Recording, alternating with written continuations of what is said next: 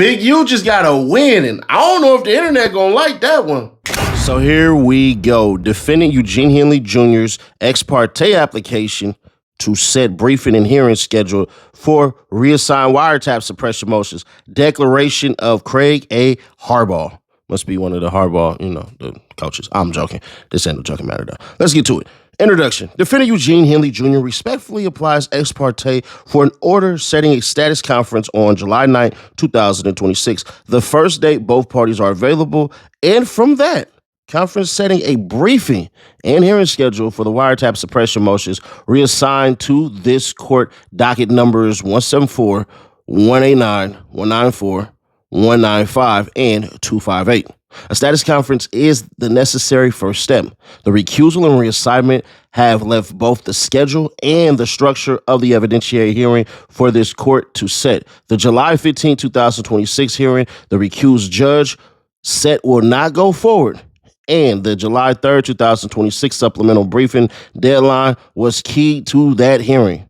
The order that set them expressly permitted modification, docket number 342 at 2. A brief conference lets the court reset the schedule and define the hearing it will conduct in one step. Mr. Henley proposes that the court set the status conference for July 9, 2026, a supplemental briefing deadline of August 6, 2026, and a hearing on September 24, 2026, or October 8, 2026. Subject to the court's direction at the conference, the government takes no position on the briefing and hearing dates and defers to the court and does not believe a status conference is necessary.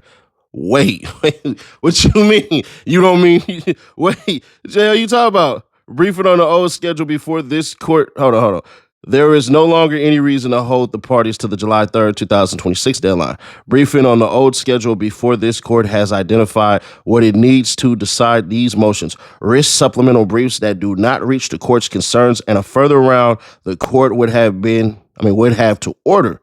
Setting a conference first lets the court define the briefing and the shape of the evidentiary hearing and the outset and receive one set of submissions built to answer its questions. So this ain't really about nothing. It's really about just setting it all up to have all the evidence you want to hear, the wiretaps and all that shit. And we'll get into that at the very end because there's something being said on the internet that I 1,000,000% disagree because of the phrase, if the shoe was on the other foot.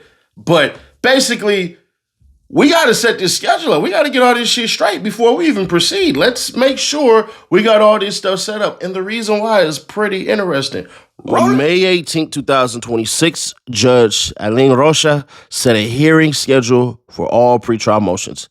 Set the wiretap suppression motions for hearing on July 15, 2026, and set an evidentiary/Frank's hearing on Mr. Henley's motion to suppress intercepted communications for the same date, docket number 342 at 2. The order provided that the dates in this order may be modified as needed. Following the June 10, 2026 hearing, the court set July 3rd, 2026 as the deadline for any supplemental briefing on the wiretap motions in advance of the July 15, 2026 hearing, docket number 358. On June 22nd, 2026, Judge Rocha recused himself from the wiretap suppression motions. Wait, what? The court explained that because it had reviewed, considered, and authorized the pre-indictment wiretaps that are subject of the pending motions to suppress, it recused out of an abundance of caution, finding that a reasonable person with knowledge of all the facts would conclude that this court's impartiality might reasonably be questioned under 455A. The court denied Mr. Henley's pending request to reassign the motions. Nah, bro, you gotta let it happen. What the fuck is you talking about? Also, on June 22nd, 2026, the wiretap suppression motions and joinders, docket numbers, we ain't doing all that, were referred to a randomly drawn district judge and assigned to this court, docket 359, docket 361, directing the clerk to reassign the motions to another district judge. On June 27, 2026, defense counsel proposed a schedule set out above to the government. Harbaugh declared on June 29, 2026, the government responded that it takes no position on the briefing and hearing dates and will defer to the court, and that it does not believe a status conference necessary. The government also advised that it is likely not available on July 2nd, 2026, but is available on July 9th. So as we said before, and people went, the freaking comment section was split in half. We said the old judge had to go as far as the wiretaps go because he couldn't be unbiased. He approved the damn wiretaps. So you're not going to go back and then say, oh, I made a mistake. You're not going to do that. Nobody would reasonably say, hey, man, that judge was completely unbiased. So they're doing this shit by the book. Thank you, feds, for finally doing something right. Thank you, feds, for doing something right, because you can't look at the shit you did and then go, oh, I got this wrong, and think that if you don't point out something you got wrong, that we ain't gonna look at you and go, yeah, bruh, nah, hold the hell on. Nah, something ain't right. Go get somebody else, because you can't be the person to fix your own mistakes. That's why we have appeals and all of this shit.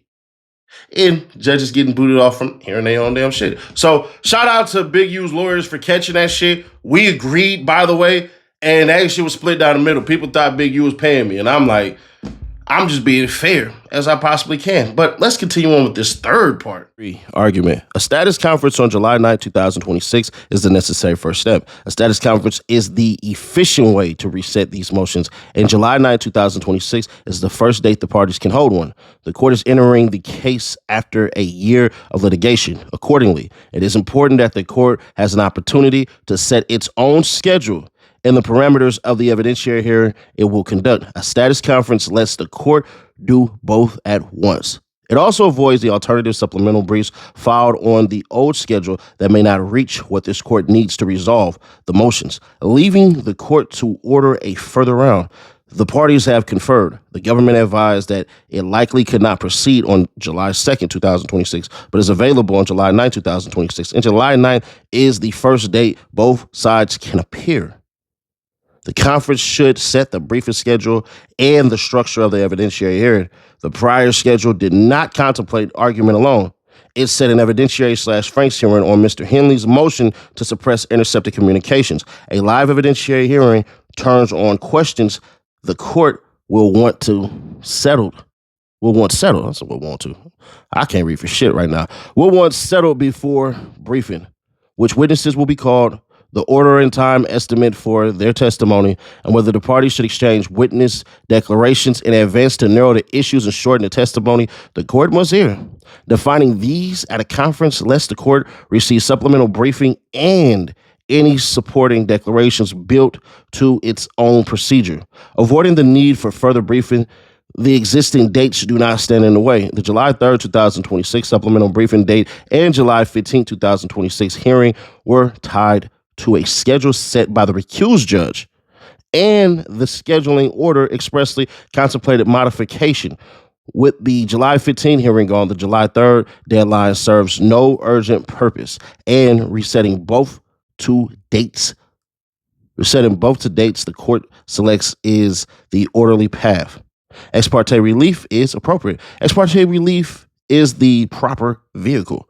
On July 3rd and July 15, 2026 dates, the July 3rd and July 15, 2026 dates are imminent, and a regularly noticed motion cannot be heard before them. The need to reset arose through no party's fault. From the recusal and random reassignment of these motions, defense counsel conferred with the government, which takes no position on the relief requested. No party is prejudiced by setting a conference in a schedule the parties have already discussed. For the foregoing reasons, Mr. Henley respectfully requests that the court grant the application and set the proposed schedule, dated June 29, 2026. So what they're saying is basically, you're the new referee, judge. You said this shit. There is no rush to adhere to the old ruling, to the old schedule date. This is your shit. And the feds, they don't really give a shit, man. Like, they can say that, oh, we're not available on July 2nd, but July 9th, we can. Man, we'll see. And there's a thing, a dark cloud over people trying to get shit suppressed. So let's go with the obvious. Could Big U have said some wild shit? Absolutely. Could he have said some wild shit against somebody? Absolutely. Hell if I know. I don't know. But even if that's the case, was it legal? See, You can do a shit ton of wrong, and as long as the law says it's okay, it ain't wrong. We're trapped in a space where people have the ability to see certain shit, but if they were in that same position, they wouldn't want that. No first year, no goddamn college first year lawyer would tell you, hey, bro, we not gonna suppress any damn thing. You attack the credibility, you attack the evidence. It is what it is. So for those saying, oh, he snitching, he doing this and he doing that, I'm like this. I don't know. But what I do know is if it was you on the other side, you ain't finna sit up there and not listen to your lawyer. Every lawyer in America would say, nah, we gonna have to go through everything and see what the hell we can suppress, because you can take certain shit out of context. We seen text messages in prior mother flipping trials where somebody say, yeah, man, I need to do this shit right here. And then you find out, man, days prior, it was about something else. Does that exist in this case? Hell if I know. I don't know shit about this damn case. Don't want to know shit about this case except what I read. But what I will say is, you can get mad, you can get glad, but fair is fair. If they're going to prosecute Big U to the ability to take away his livelihood and take away his life ultimately, you better damn sure get it right the first time. Because doing it the right way is literally what separates good from evil. Too many people had this dumbass mindset of, oh, well, Big U, he didn't give a shit about other people and all that, and he did all this evil shit. Yeah, all right, cool. If that's the villain, the good guy is the one who holds the moral code, the moral standards, and the law against what it is that he has been presumed of doing. But the fucking government is supposed to say, innocent until proven guilty, meaning they had to prove him guilty with the rules that they set up. If they're not doing the rules that they set up, then we don't have a damn case.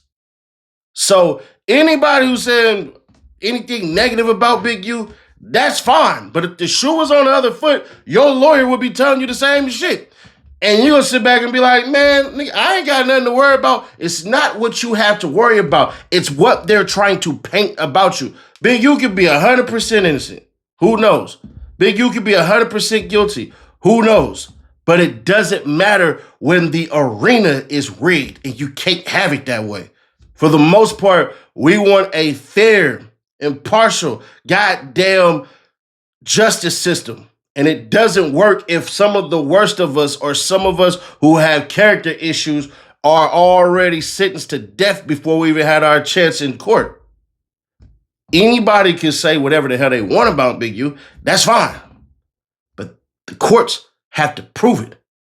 That's what it is. So separate the chatter to the law. The law wins. The outside chatter don't effing matter, bro. But hey, we shall see how this goes.